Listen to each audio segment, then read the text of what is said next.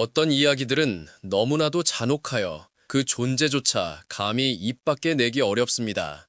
특히 전혀 다른 세상의 두 지점이 섬뜩하게 맞닿아 있을 때 더욱 그러하죠. 한반도의 작은 마을에서 평범한 꿈을 키우던 젊은 여인이 지구 반대편의 가장 어두운 심장부 아돌프 히틀러의 사적 공간에서 일하게 되리라고 누가 상상이나 했을까요? 그녀는 과연 누구였을까요? 그리고 전쟁이 끝난 후 역사의 그림자 속으로 사라진 그녀에게 대체 무슨 일이 있었던 걸까요? 오늘 우리는 역사의 거대한 폭풍 속에 휘말려 누구에게도 알려지지 않았던 한 한국인 여성의 충격적인 운명을 추적해보려 합니다.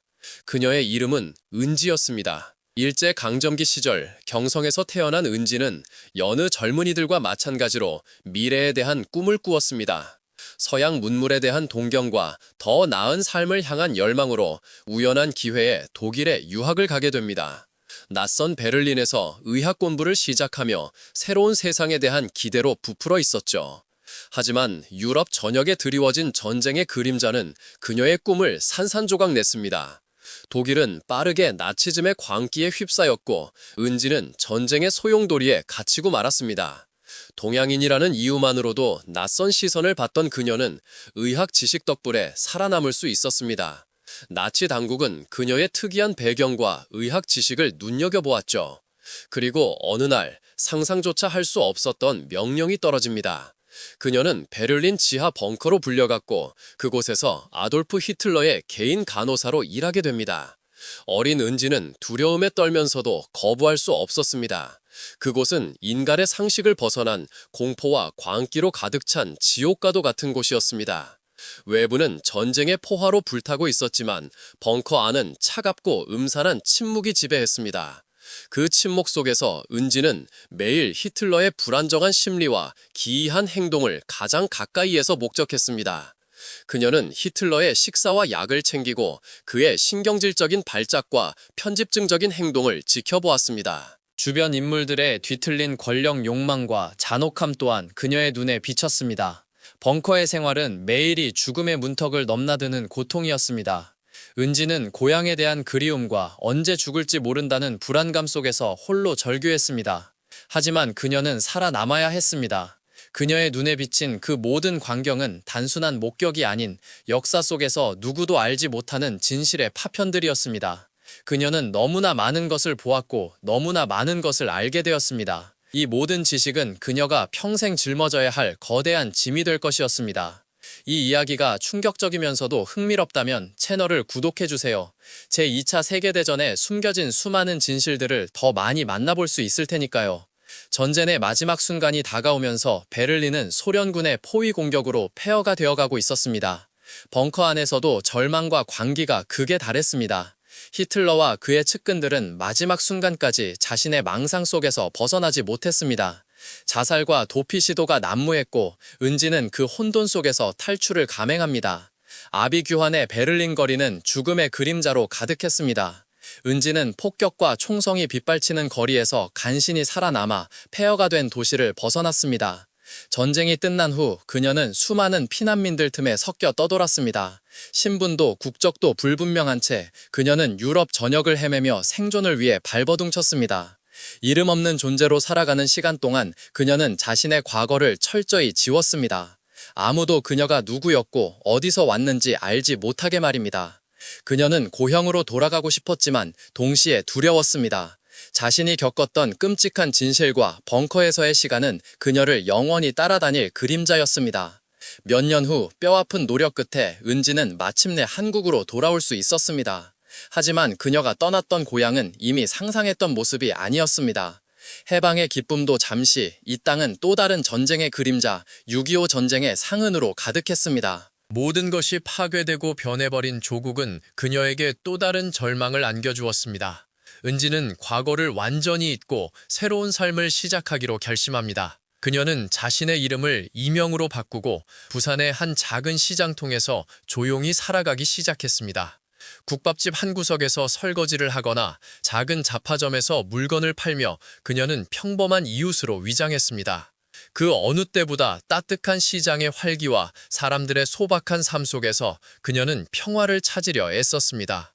떡볶이 냄새가 가득한 골목길, 노랫소리가 끊이지 않는 다방, 그녀는 이 모든 것이 자신을 과거의 악몽에서 벗어나게 해줄 것이라 믿었습니다. 하지만 벙커의 기억은 결코 그녀를 놓아주지 않았습니다.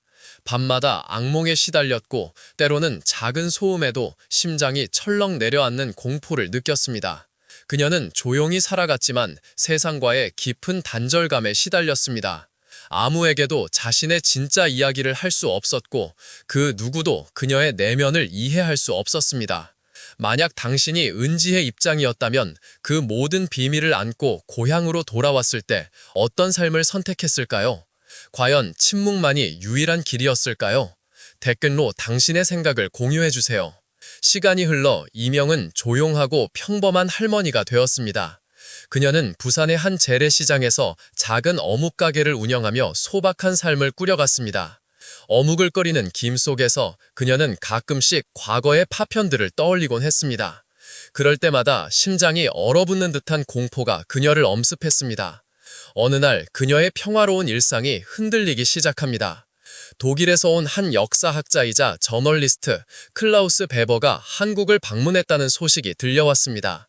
클라우스는 2차 세계대전 당시 나치 고위층의 숨겨진 비서나 하인들의 증언을 추적하며 전쟁의 또 다른 이면을 밝히는 다큐멘터리를 제작 중이었습니다. 그의 팀은 서울의 고궁과 인사동 거리를 취재하며 한국의 문화를 담아내고 있었습니다. 클라우스는 우연히 부산의 자갈치 시장을 방문하게 됩니다. 활기 넘치는 시장의 풍경 속에서 클라우스의 눈에 익숙하면서도 묘하게 낯선 얼굴이 들어왔습니다. 작은 어묵 가게에서 김이 모락모락 나는 어묵을 팔고 있는 이미영 할머니였습니다. 클라우스는 과거 나치 관련 자료에서 보았던 한 동양인 간호사의 희미한 사진을 떠올렸습니다. 사진 속 여인의 눈빛과 이미영 할머니의 눈빛이 겹쳐지는 순간이었습니다. 하지만 그는 확신할 수 없었습니다. 너무나 오랜 시간이 흘렀고 사진 속 여인은 젊었으며 이미영 할머니는 주름 가득한 얼굴의 평범한 노인이었으니까요. 클라우스는 호기심에 이끌려 이미영 할머니의 어묵 가게를 몇 번 더 찾아갔습니다. 그는 조심스럽게 독일어로 인사를 건넸지만 할머니는 알아듣지 못하는 듯 고개를 저었습니다. 이미영 할머니는 그저 한국어로 맛있게 드세요 라고 말하며 따뜻한 어묵을 내주었습니다. 클라우스는 결국 별다른 성과 없이 부산을 떠났습니다. 그러나 이미영 할머니는 클라우스의 방문을 잊을 수 없었습니다. 그녀는 젊은 저널리스트의 눈빛에서 자신을 꿰뚫어 보려는 듯한 예리함을 느꼈습니다. 그녀의 심장은 다시금 불안에 떨기 시작했습니다. 수십 년간 꽁꽁 숨겨두었던 과거의 비밀이 이제 와서 드러날지도 모른다는 공포가 그녀를 잠식했습니다. 이미영은 그날 밤 잠을 이루지 못했습니다. 벙커의 차가운 공기와 히틀러의 광기 어린 눈빛이 다시 그녀의 꿈속을 헤집고 다녔습니다. 그녀는 자신의 모든 것을 버리고 한국으로 돌아와 평범한 삶을 살았다고 믿었지만 과거는 결코 그녀를 놓아주지 않았습니다. 영원히 따라붙는 그림자처럼 말입니다. 그녀는 결국 선택해야 했습니다. 이 비밀을 영원히 무덤까지 가져갈 것인지 아니면 아주 작은 단서라도 남겨 진실의 조각을 밝힐 것인지.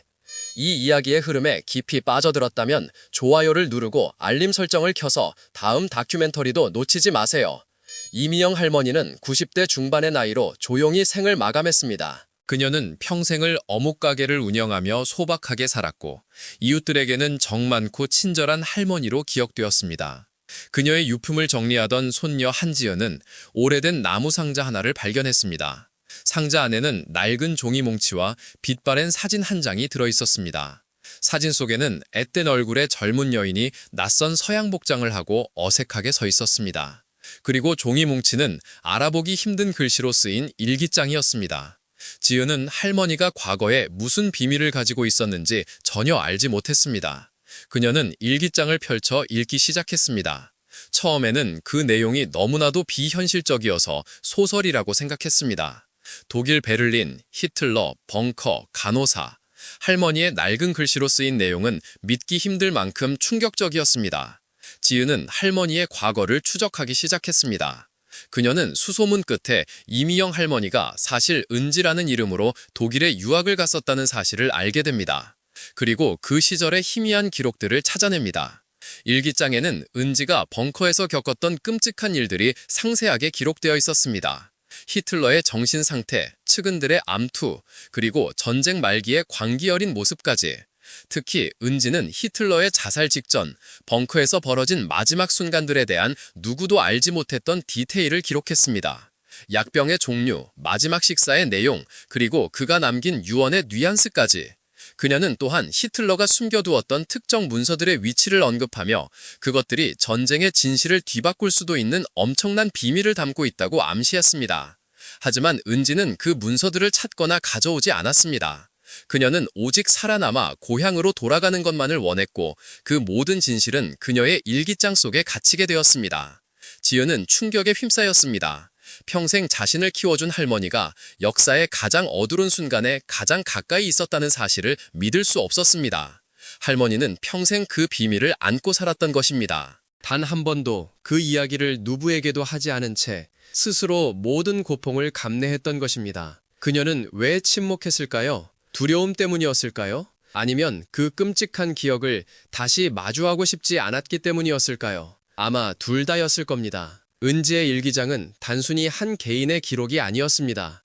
그것은 역사의 거대한 폭풍 속에 휘말린 한 인간의 처절한 생존기이자 인류의 가장 어두운 면을 가장 가까이서 목격한 증언이었습니다. 그녀의 이야기는 전쟁의 참혹함과 인간의 나약함, 그리고 우리가 알지 못하는 역사의 숨겨진 진실들을 다시 한번 생각하게 합니다. 평범한 사람이 어떻게 역사의 광기에 휘말려 상상할 수 없는 운명을 맞이하는지 보여주죠.